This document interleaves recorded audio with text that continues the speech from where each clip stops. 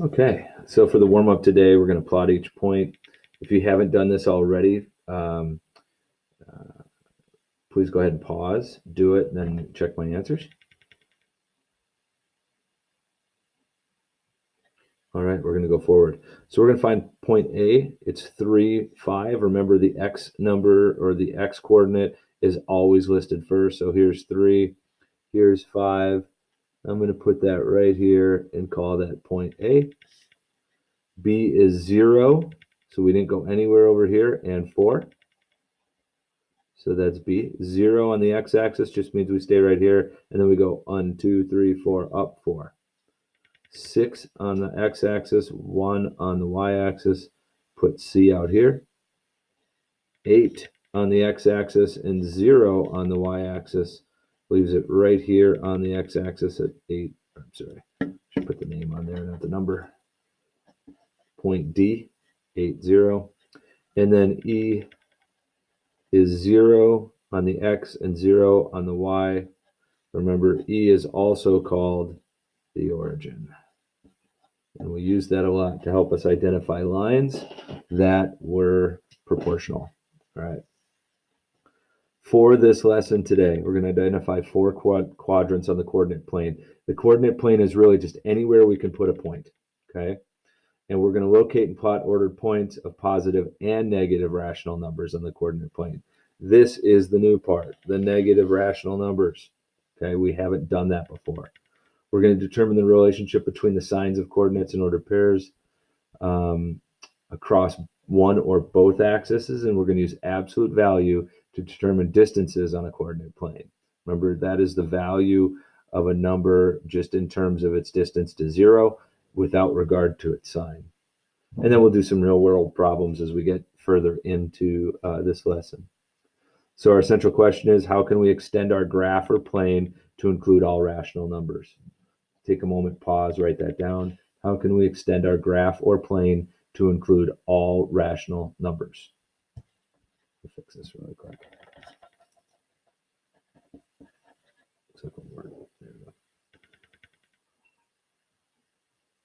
Pause it and write it out, and then we'll move on. We're going to go with the getting started section. I'm going to do a couple of the questions with you. First, we have this coordinate plane right here. We have an x-axis that goes from 0 to 10, a y-axis that goes from 0 to 10, and we are also have the origin right here. Okay? So consider a coordinate plane you would have to use to graph points that were x and y coordinates were 0 or positive numbers. So this is what we would have, right? This would, anything from 0 and a positive number we could graph here, correct? All right, but we want to go past that right now. All right, so what do we know about the number line that makes up the x-axis?